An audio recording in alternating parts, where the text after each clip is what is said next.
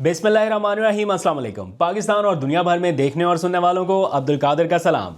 पाकिस्तान में 25 अक्टूबर की रात है और हम ज़रा स्टूडियो से बाहर आपसे मुखातिब हैं। एक दो दिनों के लिए ऐसे ही बर्दाश्त करना पड़ेगा, उसके बाद हम वापस स्टूडियो में जाएंगे।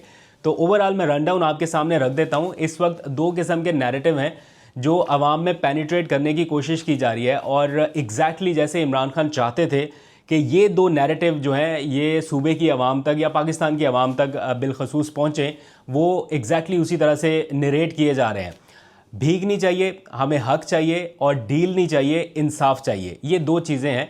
और आज हमने देखा खैबर में अमन जरगा हुआ और नए वज़ीर आला सुहेल आफरीदी ने एग्जैक्टली वही लाइन एंड लेंथ और वही नैरेटिव आगे आवाम तक पहुंचाया है जो काफ़ी देर से इमरान खान कोशिश कर रहे थे कि ये चीज़ आवाम को बताई जाए। अगर उनके केसेस लगते हैं, उन्हें डील की ज़रूरत नहीं है, उन्हें सिर्फ इंसाफ चाहिए जो अदालतों से उन्हें मिल सकता है। और दूसरा, खैबर पख्तूनख्वा की आवाम के लिए वो कह रहे हैं कि हमें वो इंसाफ चाहिए या वो हक चाहिए जो आप पे ड्यू है, यानी वो फंड्स चाहिए, वो चीज़ें चाहिए जो आप हमें देने के पाबंद हैं आइनी और कानूनी एतबार से। कोई वो नहीं चाहिए कि कोई पुरानी गाड़ियाँ दे दी और कोई एहसान हो गया।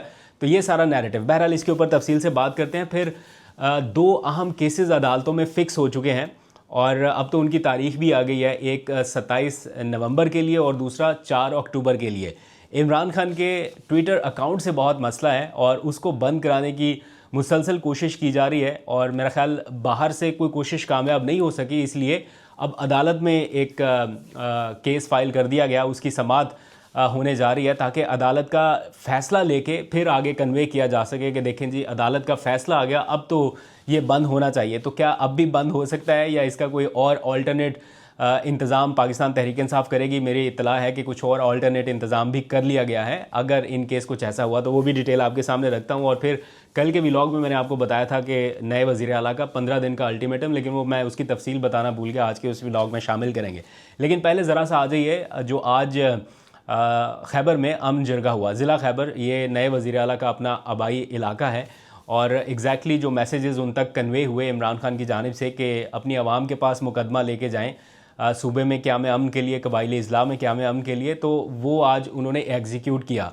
और हमने देखा कि कल चारसदा में उन्होंने ज़बरदस्त जलसा किया। आज ज़िला खैबर में वो चले गए आवाम के पास, कल या अगली तारीख में वो करक जा रहे हैं। तो ये उनका इसी तरह शेड्यूल चलता रहेगा। नेक्स्ट स्टॉप करक होगा, उसके भी इंतजाम जारी हैं। बहरहाल जो आज 3 अहम मुतालबात रखे गए, मैं ज़्यादा टाइम नहीं लूँगा, जल्दी से आपको बता देता हूँ कि एक तो सूबे में अमन व अमान की सूरत हाल के लिए जो मिलिट्री ऑपरेशन है, एक बार फिर उसको उन्होंने अपोज़ कर दिया और कहा कि ये बंद होने चाहिए और जो भी फ़ैसला हो सूबे के अवाम के लिए, ख़ास तौर पे कबाइली इज़लाह के लिए, वो किसी बंद कमरे में ना हो, इनको मेन स्टेक होल्डर बनाया जाए, इनसे मुशावरत के साथ किया जाए।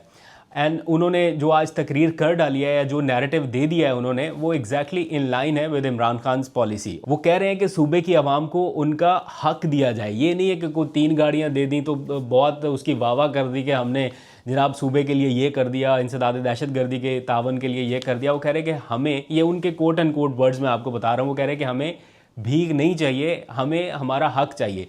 उन्होंने मुतालबा किया है कि वो जो नेट हाइडल प्रॉफिट है जो कि सूबा बिजली पैदा करता है, उसकी मद में जो उन्हें मिलना चाहिए वो उन्हें दे दिया जाए। फिर कबाइली इज़लाह के लिए जो सालाना 100 अरब रुपए का एक पैकेज रखा जाता है, उसका उन्होंने मुतालबा किया कि वो इतने सालों से जो पेंडिंग है तो वो 500 अरब रुपए के करीब बन रहा है। वो कह रहे हैं हमें वो दे दिया जाए, हम खुद अपना सारा इंतज़ाम कर लेंगे, किसी के ऊपर डिपेंडेंट होने की ज़रूरत नहीं है। जो NFC अवार्ड के तहत, जो आइनी पैकेज के तहत ड्यू है वफाकी हुकूमत पर, वो कह रहे हैं कि हमें वो दे दिया जाए। एनीवेज़ इसके ऊपर देखते हैं कि कैसे ये नैरेटिव आगे बढ़ता है, कैसे ये पॉलिसी आगे बढ़ती है। लेकिन सुहेल आफरीदी ने जो आगाज़ किया है वो काफ़ी एग्रेसिव कर दिया है और सूबे की आवाम उसे एंडोर्स कर रही है। फिर उन्होंने अब खाली यही नहीं है कि खाली तकरीरें की हैं या आगे पीछे कुछ, उन्होंने 15 दिन का अल्टीमेटम दिया है अपनी ब्यूरोक्रेसी को और उन्होंने कहा कि मुझे सूबे में वाज़े तब्दीली नज़र आनी चाहिए, ऐसा 15 दिनों में काम होना चाहिए। और हमने देखा कि कुछ चीज़ें जो है वो अब आहिस्ता आहिस्ता नज़र आना शुरू हो गई हैं जिनके ऊपर पहले इतना फोकस नहीं था। ठीक है कि आपकी पॉलिसी है कि आप तशहीर नहीं करेंगे, अपनी तस्वीर नहीं लगाएंगे या उस तरह से मीडिया को पैसा नहीं देंगे या पैसा नहीं चलाएंगे कि जनाब इश्तिहारात की मद में, बट अगर कुछ अच्छे काम हो रहे हैं तो उनका आवाम तक जाना ज़रूरी है, आवाम के लिए जानना ज़रूरी है। तो वो बहुत सारे काम जो हमें नज़र आता है कि कोई सूबे का वज़ीर आला कर रहा है या वो दिखा रहा है कि मैं ये सारा कुछ कर रहा हूँ, वही काम यहाँ पे सूबे के मुतल्लिका लोग, ब्यूरोक्रेसी के ज़िम्मेदारान, चीफ सेक्रेटरी, वो सारे करें। तो अब कुछ ना कुछ चीज़ें शायद बेहतर होंगी। अगर खैबर पख्तूनख्वा के लोग हैं तो वो बेहतर बता सकते हैं कि कुछ ना कुछ चेंज आपको नज़र आना शुरू हुआ या अभी भी कुछ हिलजुल नहीं हुई है। बहरहाल आपके कमेंट्स में पढ़ूंगा, दैन फीडबैक जो है वो आगे भी पहुंचाएंगे। अच्छा जी, अब आ जाइए ज़रा इमरान खान के केसेस के हवाले से। इमरान खान के जो केसेस हैं उनके हवाले से उनका एक क्लियर मौक़िफ़ है। जो पिछले दिनों हम सुन रहे हैं कि बनी गाला भेजने की ऑफ़र आ रही है और सारे केसेस इधर ही रोक दिए जाएँ एंड सो ऑन। तो उनका आज भी मौक़िफ़ यह है, ऑल्दो के पीटीआई के कैंप से अभी तक खामोशी है। आप ज़रा नोटिस करें कि पीटीआई का कैंप इस ऑफ़र के ऊपर जवाब नहीं दे रहा, या ये नहीं कह रहा कि हमें ये ऑफ़र नहीं चाहिए या हमें ये बिल्कुल काबिल कबूल नहीं है, सो ऑन। बट अगर इमरान खान की राय जानी जाए तो वो सीधा ये बता रहे हैं कि मुझे कोई डील नहीं चाहिए, मुझे सिर्फ इंसाफ चाहिए। आप केसेस फिक्स करें, इंसाफ मिल जाए। जो केसेस 10 महीने से पेंडिंग है, जिनका 2 महीने में 2 हफ्तों में फ़ैसला हो जाना चाहिए था, वो 10 महीने तक पेंडिंग चले गए।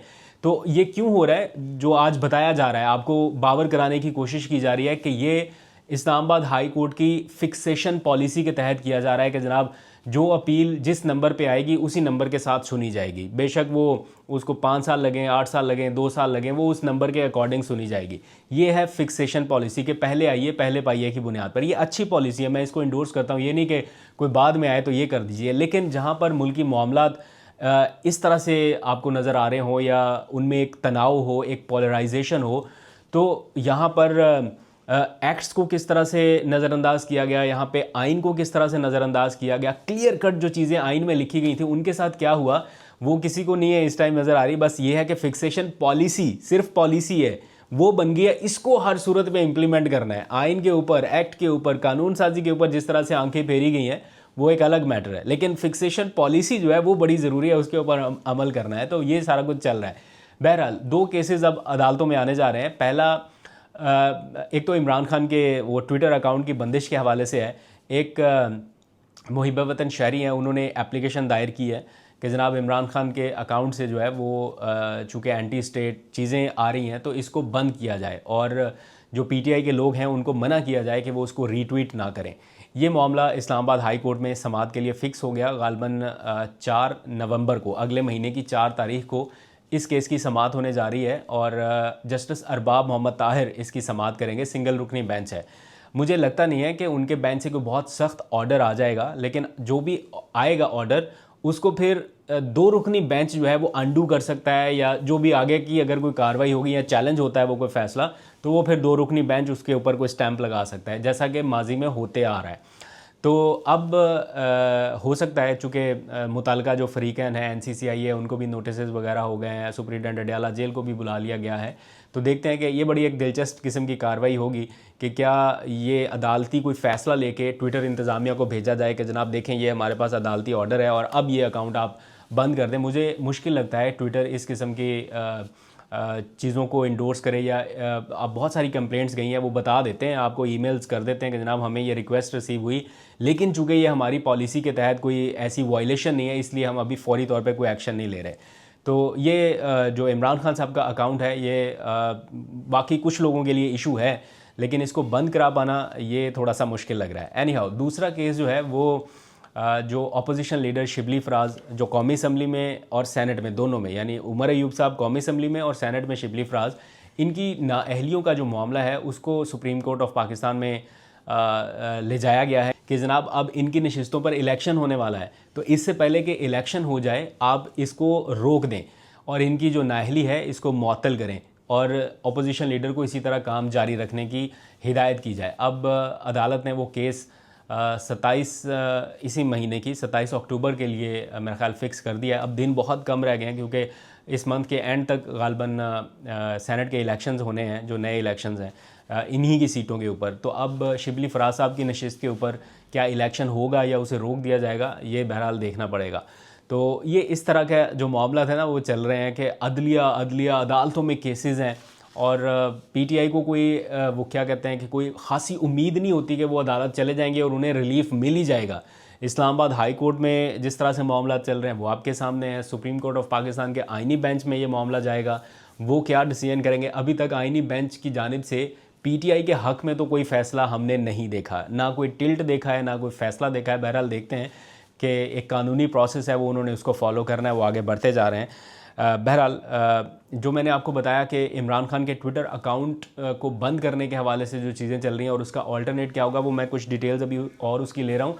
एक नई वेबसाइट जो है वो पाकिस्तान तहरीक इंसाफ लॉन्च करने जा रही है, जो कि इंटरनेशनल ऑडियंस के लिए होगी। पाकिस्तान में तो बंद हो जाती हैं वेबसाइट्स, जैसे इंसाफ.pk भी बंद है, लेकिन इसी तरह एक और वेबसाइट के ऊपर काम हो रहा है और वो वेबसाइट जल्द पाकिस्तान में भी और इंटरनेशनली लॉन्च कर दी जाएगी। इन केस पाकिस्तान में बंद भी कर दी जाती है तो इंटरनेशनल ऑडियंस जो है वो उसको एक्सेस कर सकेगी। बेसिकली ये बनाई ही इंटरनेशनल ऑडियंस के लिए गई है ताकि इमरान खान का जो नैरेटिव है वो आलमी सतह के लिए मौजूद रहे और उनकी जो चीज़ें हैं वो वहाँ पर आती रहें। तो उसकी डिटेल लेके भी जल्दी आपके साथ शेयर कर दूंगा। तो ये आज के पूरे दिन का एक किस्म का रन डाउन है कि किस तरह से मामला आगे बढ़ रहे हैं, क्या हो रहा है। दूसरी तरफ पीपल्स पार्टी और मुस्लिम लीग नून के दरमियान भी बड़ा मज़े का मुकाबला इस टाइम चल रहा है आज़ाद कश्मीर की हुकूमत को लेके। और अब पीपल्स पार्टी जो है वो आज़ाद कश्मीर में हुकूमत बनाने की जानिब जा रही है और वो तहरीक अदम एतमाद लाने जा रही है जो मौजूदा वज़ीर आज़म है आज़ाद कश्मीर के, और ताकि उनको हटा के फिर अपना वज़ीर आज़म लाया जाए। तो वहाँ पर भी जो चीज़ें चल रही हैं वो बेसिकली ये जो इनका एक सेटअप चल रहा है, एक एग्रीमेंट सेटअप चल रहा है कि मुस्लिम लीग नून को यहाँ पे हुकूमत, पीपल्स पार्टी का यहाँ पे एक्सेस, बलूचिस्तान में किसके पास क्या होगा, ये जो एक तकसीम की गई है ना इख्तियारात की, ये उसी के तहत ही सारा कुछ चल रहा है। इसमें कोई वो ये नहीं है कि इसके पास मैंडेट है या इसके पास नहीं है, या कोई असूल की सियासत या कोई जो एक जमहूरियत की बेस होती है ना, मामला उस तरह से नहीं डील किए जा रहे, बल्कि इस तरह से है कि हिस्सा बकदर जुस्सा, यानी जो एग्रीमेंट्स या जो फार्मूलाज तय पाए हैं ये उसके तहत है। हालांकि जो मेन फार्मूला है वो ये होना चाहिए था कि जहाँ से वोट पड़ा है अवाम ने, जहाँ पे जिसको जो अक्सरियत दी है उसके पास हो। तो अगर पीटीआई के पास आज़ाद कश्मीर की हुकूमत नहीं रही और उनसे लेके किसी और को दे दी गई तो अब उनके पास भी नहीं रहेगी, उनसे लेके किसी और के पास चली जाएगी। तो ये सारे मामला इस तरह चल रहे हैं। बहरहाल आपको अपडेट करते रहेंगे। अभी तक के लिए इतना, अपना बहुत सा ख्याल रखिए। अल्लाह हाफिज़।